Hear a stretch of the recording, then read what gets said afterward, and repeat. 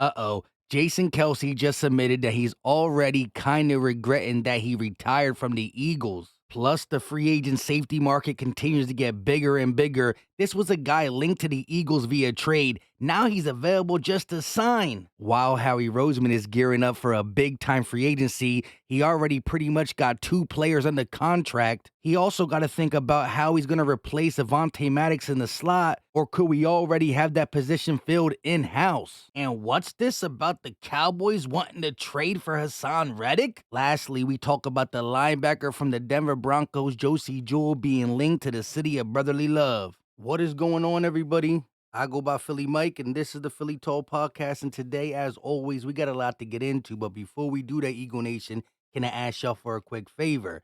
Help your boy out. Hit that like button, subscribe if you are new, and turn on that notification bell so you don't miss the videos. So we all know that Howie Roseman is going to be aggressive.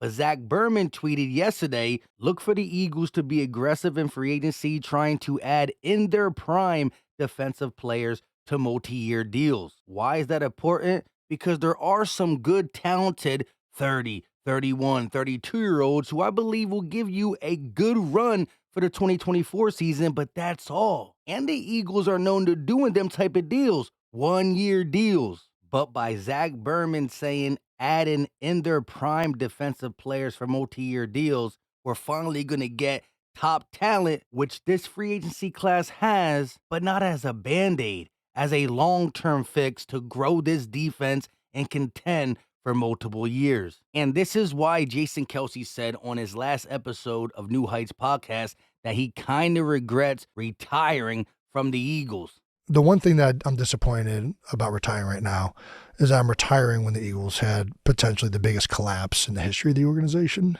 I really, truly think the Eagles are going to ball out next year. Guys, there's still a tremendous amount of talent there. Mm-hmm. Hired 2 really good coaches that are going to be able to offer a new perspective and look at things with a fresh lens. I think Jalen Hurts is a tremendous quarterback. I know it wasn't a good end of the year for him or for anybody on offense. Plenty of cap space. I know how he's going to make some moves to improve the things that need to get fixed. I just really think there's going to be one hell of a bounce back from the Philadelphia Eagles next year. You know, I'll be a part of it in some way. Like, I'm still going to go down to the facilities. I'm still going to help out in any way I can. But I'm also going to be doing other things. And I'm not going to be on the field doing it with those guys. But I can damn sure at least appreciate it from afar. That is one thing I'm really upset about the timing of. Bounce back season starts on March 13th when free agency opens. However, the Eagles already got the ball moving with 2 moves brewing. One of the first moves that could be made, according to Jake Rabatti, the Eagles and punter Braden Mann's agency have been in active negotiations since the NFL Scouting Combine sources tell at the Liberty Line. It's unsure at the moment whether a deal is expected to get done before March 11, but I'd be very shocked if the 2 sides don't agree to a new deal at some point. And the other move is Brandon Graham, who told John Clark himself, there was no question, I can't end it like that. My plan is to play one more year. Brandon Graham told John Clark he is working on a 1-year deal with the Eagles, and it will be his last season. You can catch the pod with BG later today on John Clark's page. Now, as we all know, the Eagles released Avonte Maddox, a league source confirmed, and Adam Schefter was the first yesterday. The Eagles love Maddox, but he's been limited to 13 games during the past 2 seasons and would have counted for $9.7 million against the cap. They saved nearly $2 million in cap space by making this move. However, I'm still puzzled. Why not designate it as a June 1st cut or release? Each NFL team is allowed to do that to 2 players prior to June 1st being here. If the Eagles would have done it to Avonte Maddox, which they can still change it over to that, they would have saved $7 million. So we let $5 million go? That don't sound like Howie Roseman. He got to have something up his sleeve. Whether it's using one of the post-June 1st cuts on James Bradbury, or even a player we don't see it coming to, things are going to get very interesting for the Philadelphia Eagles. Remember, the Eagles did leave the door open for Avonte Maddox. However, a good option at nickel corner in free agency is Colts cornerback Kenny Moore. 28 years old, plenty of starting experience in the slot, only 6 missed games in the last 4 years, and has 11 interceptions in the last 4 seasons. Super solid guy that you can't go wrong with. I know a lot of people bring up Isaiah Rodgers, who I think is a dog, and he can play inside and outside. His time with the Colts, he was limited to outside for the simple fact that Kenny Moore can't play outside. Go back and look at his college film. He has hundreds of snaps in the slot. Didn't do much in the NFL due to what team he played for, but I think he can convert in the NFL as a slot. Just look at his frame. That's what he's meant to do. Just today, another veteran safety release. My goodness. Last year and this year, Eagles were linked to this guy via trade. Now they can sign him without having to trade for him. Broncos are releasing former All-Pro safety Justin Simmons after 8 seasons in Denver per league sources.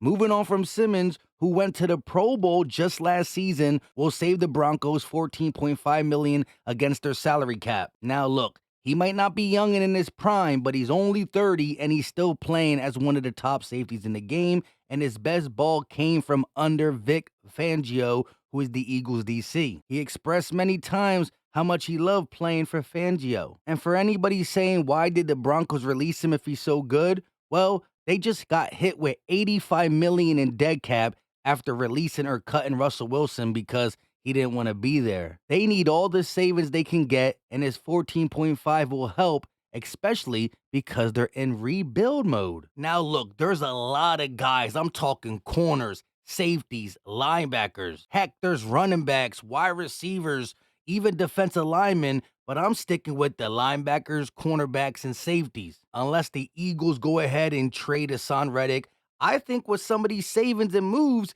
it's going to be to make sure Haason Reddick can stay, which also saves us money for this year's cap. Philadelphia Eagles Central posted, Adam Schefter estimated that the Eagles will be looking at a 2nd-round pick in return for Haason Reddick, or a package with a 3rd round and a 5th round. Definitely not doing it for no 3rd and 5th.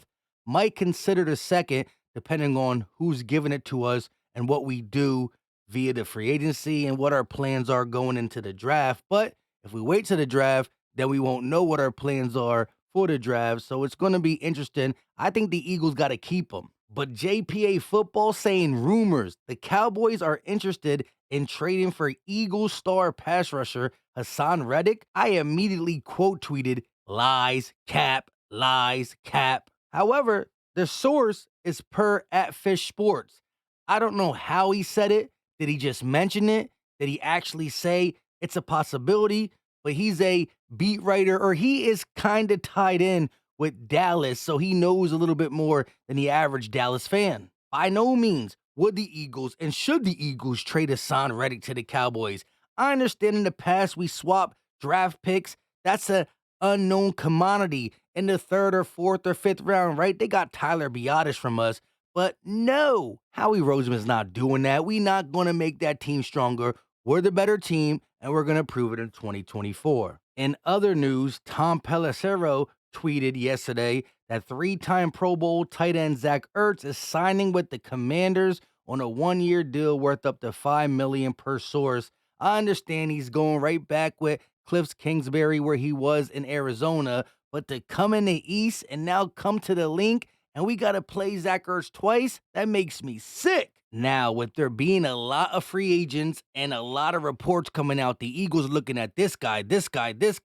Bleacher Report said targeting someone like Josey Jewell will give them a reliable starter who is still not going to break the bank. The 29-year-old carries a spot track market value of only 2 years, $15.3 million. Bleacher Report continued to say, Jewell is a versatile linebacker who chalked up over 100 tackles in 3 of the last 4 seasons, with a handful of sacks and tackles for loss. He isn't a liability in coverage and can be a 3-down player. Again, this ain't a young multi-year deal type thing, and he's not a superstar, but he's a very solid player. We're not going to just be able to get superstars on this defense. We're going to have to get some solid players as well. Looking forward to both and getting this defense right. When it comes to stopping the run, I think he'll help a lot. With all that being said, I go by Philly Mike, and this is the Philly Tall Podcast. Drop the muscle emoji, hit the like button for your boy, subscribe if you are new, almost to 50K, and turn on the notification bell. So if we go live like yesterday for breaking news, You're there with me, and when we drop a video, no matter what time, you get a text message. Bink! Until next time, leave all your thoughts. I love hearing from you, Eagle Nation. We out!